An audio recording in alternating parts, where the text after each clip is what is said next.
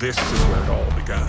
Hidden away from prying eyes, a revolutionary fighter aircraft awaited its maiden flight. Like something out of a science fiction, it looked like nothing that came before it. P-38 Lightning. Twin booms, twin engines, turbochargers bolted on like artificial lungs. 5 machine gun barrels aligned together and staring forward in a deadly gaze. Its engineers didn't just build a plane, they assembled a monster. The P-38 pushed everything to the limit. 2 liquid-cooled Allison V-17 engines, each force-fed by a 2-stage turbo supercharger carefully packaged inside as twin booms. Turbines, impellers, and intercoolers all working in unison to keep the plane breathing in the rarefied air above 25,000 feet. With drop tanks attached, this plane had a range other fighters could only dream of. Designed by one of the most revered aeronautical engineers in history, Kelly Johnson, it was a bold reimagining of what a fighter plane could look like. It was the first of its kind, the genesis of Skunkworks. This is the unique engineering of the P-38 Lightning. Kelly Johnson was just 27 years old when the design he spearheaded won Lockheed's first ever military production contract. Johnson was respected and revered from an extraordinarily young age. Joining Lockheed as a humble tool designer, he managed to convince senior management at the age of 23 that their upcoming aircraft, the Model 10, was unstable and needed a major redesign of its tail, from a T-tail to a H-tail. He was right. He had a habit of being right. By the age of 28, he was Lockheed's chief research engineer. By 29, he was leading the most advanced aeronautical lab to ever exist, Skunkworks. People listened when he spoke because he didn't waste words. Be quick, be quiet, be on time, he'd say. 3 rules that weren't just good advice, they were doctrine. At Skunkworks, those words cut through government red tape. Kelly's knack for innovation under tight budgets and even tighter deadlines earned him legendary status in aviation history. The design genius behind the P-38, the U-2 spy plane, and the SR-71. It all started with the P-38, answering the call for a high-altitude interceptor capable of reaching a top speed of 580 kilometers per hour and racing to bomber cruise altitude in just 6 minutes from the ground. A specification that essentially no other plane manufacturer in the US deemed worthy of even attempting. Lockheed's design for the P-38 was one of just 2 applications for this contract, and the designs young Kelly Johnson came up with were so radical that it set Lockheed up to skyrocket from a floundering civilian aircraft company in Depression-era America to the world's largest defense company. The P-38 Lightning began simply on a sketchpad, where Kelly Johnson doodled potential configurations to fulfill Circular Proposal X-608 issued by the United States Army Air Corps. It asked specifically for a high-altitude interceptor, a word tactically used to avoid labeling this new aircraft as a pursuit aircraft. The P-51 Mustang, the P-47 Thunderbolt, and the P-40 Warhawk, all pursuit aircraft, and restricted by the military's requirement that single-seat pursuit aircraft should have just 1 engine. No American engine existed in the 1930s that could enable heavily armed, high-speed, high-altitude aircraft. 2 engines were the only way to go. But there are so many ways to integrate 2 engines into an aircraft. These are Kelly Johnson's own drawings of potential configurations. Leaving no stone unturned, he explored every possibility, from recognizable twin-wing mounted engines to strange-looking asymmetrical configurations, some with the cockpit offset to the left or right side alongside the second engine. These 2, twin pusher and puller engine configurations, look like they have wing-mounted engines, but Johnson envisioned filling a large internal fuselage with 2 engines, driving the wing-mounted propellers through drive shafts passing through the wings. This would give the plane the profile of a single-engine aircraft and remove weight from the outer wings, making the plane more agile in turns. Just like an ice skater, weight far from the spinning axis slows a turn. So, bringing the engines to the center axis makes for a rapid rolling plane. However, stuffing 2 engines in would require an incredibly long fuselage, and the drive shafts and gearing needed to send power to the wings would just be a nightmare to protect and maintain. Instead, Kelly Johnson went with what is honestly a pretty unintuitive option, a single fuselage mounted in the center of the wings with no engine, leaving an absolutely outrageous amount of space directly in front of the pilot with no propeller in the way for guns. Lots of guns. The central fuselage was like a ball turret with wings and engines attached to it. It had 4 50 caliber machine guns and a 20mm cannon, all pointing forward with 0 convergence issues. Convergence issues plagued fighter planes of this era. With guns mounted directly in front of the pilot, they can easily spot their target, lead their shots according to distance and speed, and pull the trigger. However, most World War II fighters had machine guns or cannons mounted in the wings, where they had more space to fit them. This raises the question, where should the guns actually point? You could point them forward and have 2 hit zones coming from each wing, but this spread of bullets would make aiming a nightmare, and almost guarantee multiple misses in a single burst, even with perfect aim. Or you can angle them in slightly, so that they converged at an optimum distance in front of the pilot. But now the question was, what was the optimum distance? This distance would determine how close the pilot had to be in a dogfight. For fast-turning, close-quarter, fighter-on-fighter action, you wanted a shortened convergence point. But as soon as the bullets passed that convergence point, they spread out at a rapid rate, with shorter convergence distances spreading out even quicker. For this reason, for longer distance strafing attacks on bombers or ground targets, a longer convergence distance was better. Pilots often had their own preferred convergence distance too, requiring ground crews to realign all their guns manually. This was a massive disadvantage that shooting forward would eliminate completely. Weapon placement was one of the more nuanced decisions engineers of World War II fighters had to make, and some radical designs were created to avoid these problems. The fearsome German Bf-109 installed a massive cannon that shot directly through the engine with a little bullet tunnel that exited through the propeller hub, with 2 smaller machine guns that shot through the propeller blades with the help of an interrupter gear. The P-38 in comparison was armed to the gills. This level of armament was only rivaled by the likes of the P-47 and the FW-190, both of which had to deal with convergence issues. It wasn't until the introduction of the Me-262 in late 1944, the first ever operational jet aircraft, that the P-38 was truly outgunned. But with these troublesome early turbojet engines, certainly not outflown. Engine development was one of the core scientific battles of World War II. The first flight of the Wright brothers took place less than 40 years before the P-38 took to the skies in 1939, and like the Wright Flyer, its design was heavily influenced by limits in horsepower. Building lightweight, efficient engines that could extract as much power from their fuels as possible while upside down, breathing low-density air, or with holes shot in the fuel tank was a unique challenge that became a rapidly evolving battlefield of engineering prowess. Compression is the name of the game when it comes to power extraction. The more fuel and air we can squeeze into those piston cylinders, the more power we can extract. And to do that, we need forced induction, where we push air into the engine with much higher compression. But compression comes with heat, and that heat can cause a lot of problems. Pre-ignition of the fuel caused by hotspots in the engine can cause catastrophic vibrations. To deal with this, engines need radiators and ways to cool themselves down. Many of the most famous planes of World War II, like the Spitfire and Bf-109, opted for liquid cooling because it allowed for a sleek, streamlined V12 inline engine, despite the inherent danger of having a critical point of failure running in tubes around the engine. One unlucky bullet could drastically reduce engine power, where other planes like the P-47 opted for the larger, bulkier, air-cooled radial engines. It was primarily designed to be a damage-resistant ground attack vehicle. Ridding themselves of those delicate fluid lines was deemed worth the trade-off in the enormous bulk of the radial engine.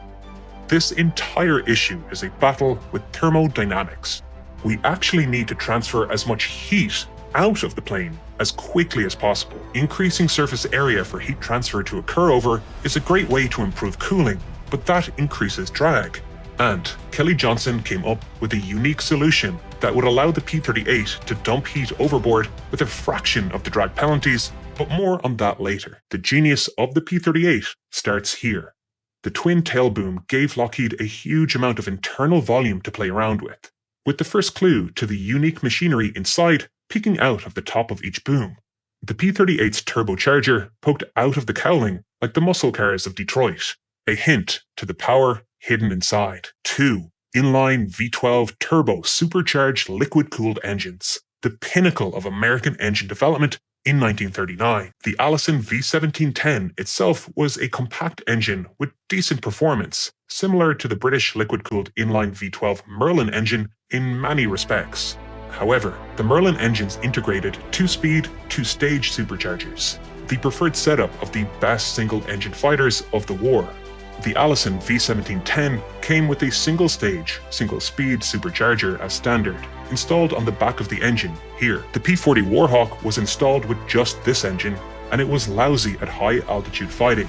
But with the extra space afforded to it by its iconic twin booms, the P-38 could fit an additional turbocharger system behind the engine. Both superchargers and turbochargers serve the same purpose: to force air into the combustion chamber to increase compression and increase power output. To do this, we need a way to power the impeller that drives the air into the engine. The key difference between a turbocharger and a supercharger is how they are powered. Superchargers use mechanical power from the engine's driveshaft. This saps some power from the driveshaft. Many of the superchargers of World War II required the equivalent horsepower of a modern-day luxury sports car to run at full boost. However, turbochargers are powered by a turbine that's driven by the engine's exhaust. This reduces the direct power being taken from the engines and recovers some of the heat energy being expelled to the atmosphere, but it does come with downsides. With a mechanically powered supercharger, the throttle response is immediate. When the throttle is opened, the engine speed increases, and with a direct mechanical connection to the impeller, it spins up in unison, giving an immediate boost. However, turbochargers have lag, as exhaust pressure does not increase immediately when the pilot opens the throttle. The Merlin's compression boost system was simply superior to the P-38's. Here's why. Two-speed is vitally important, as it allows for more efficient use. At low altitudes, we don't need as much boost. There is plenty of air there. In fact, if we produce too much boost, we could destroy the engine. So, a single-speed supercharger needs to be designed for an optimum altitude where the plane is expected to operate. And it will work less effectively at every other altitude. This is evident from the performance of the P-40 Warhawk. This plots achievable top speed of the aircraft at different altitudes. And here we can clearly see that the V1710 supercharger was optimized for 15,000 feet. However, with a geared two-speed supercharger, it could have looked like this, allowing the supercharger to increase speed and compression at higher altitude, giving 2 points of optimized performance. This is the performance chart of a Spitfire. To compete, the P-38 came with these B-33 General Electric turbochargers. This increased the engine boost, but nowhere near as effectively as a two-stage, two-speed supercharger. This is what the performance chart of the P-38 looked like against the Spitfire. In this scenario, if a P-38 wanted to compete with a Spitfire, it would be in its best interest to do it here at 20,000 feet, where it had a slight advantage over the Spitfire. The P-38 never managed to compete against advanced single-engine fighters like this. And one of the reasons for that was that innovative cooling method, which was incredible when first introduced, but could not keep up with the rapid development of forced induction throughout the war. Inside the two pods and the wings were a complicated network of tubes designed to manage and cool air before it was forced into the engine. This is the primary inlet. You may think these are the engine air inlets, but these were, in fact, the oil radiator air intakes.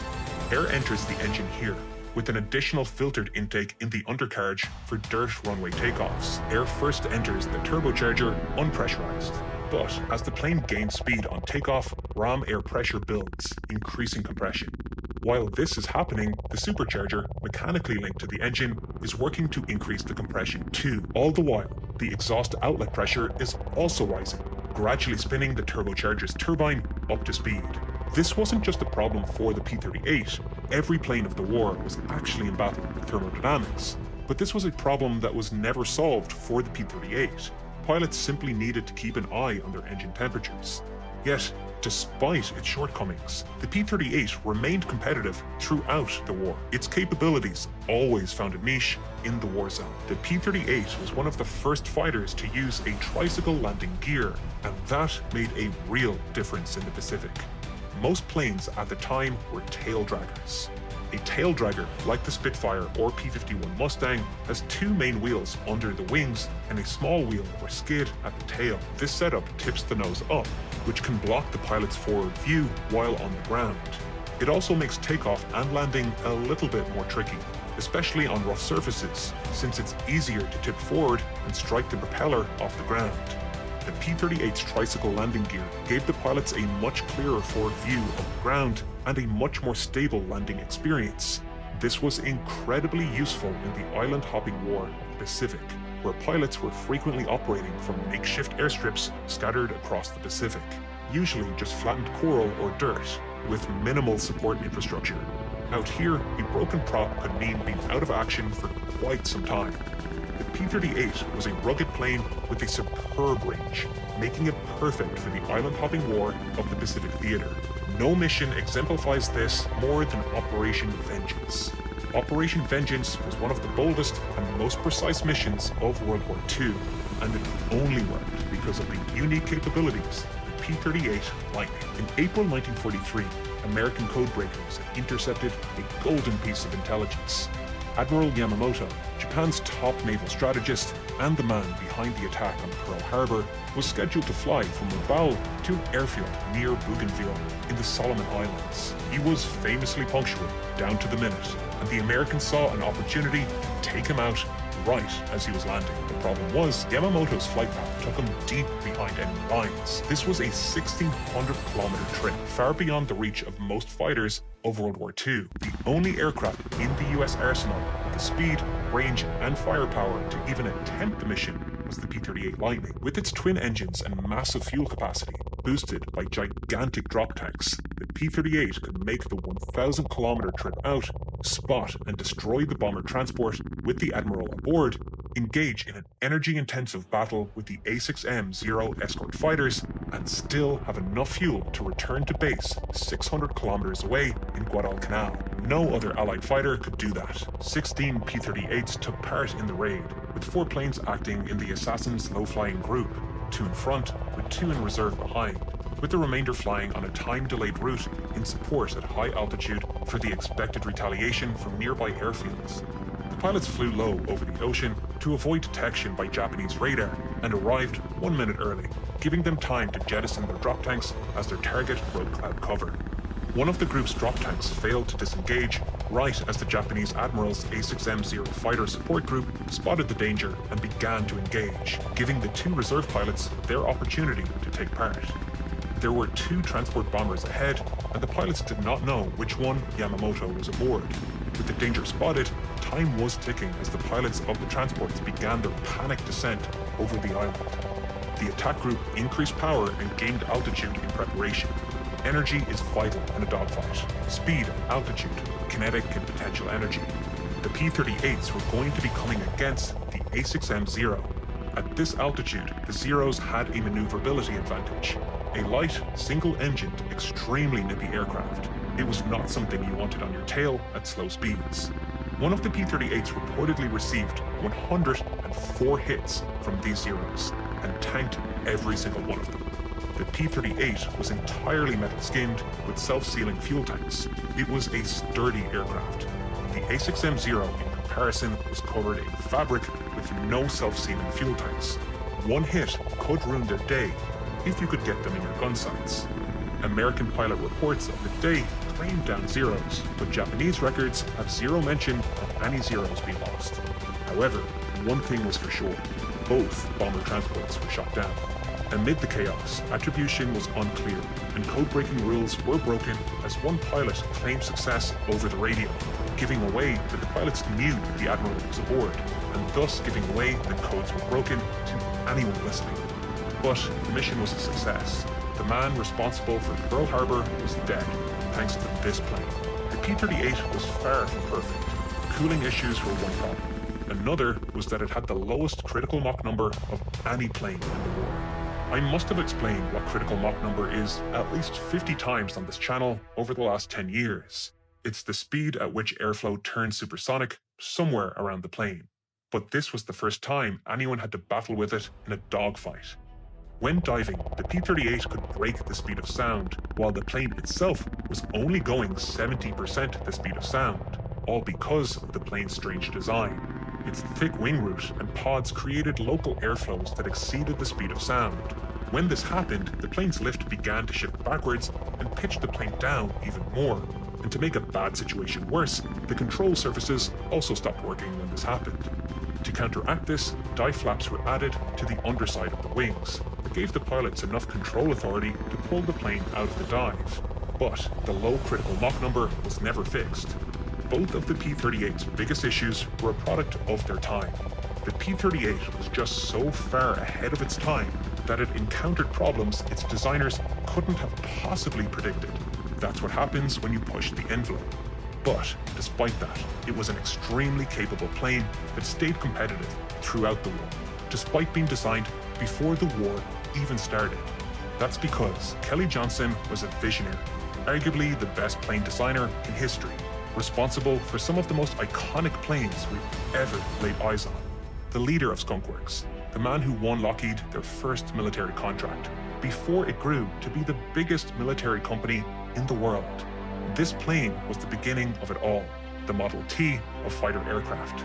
But not every legacy in science and engineering is so widely respected. Most scientific papers pass quietly through the world, read only by a handful of specialists, nudging human innovation forward one reference at a time. But every so often, a single paper can spiral into something far bigger, a controversy, a scandal, a wedge of doubt that leaves a permanent mark on public trust in science. That's the story behind 17 pages.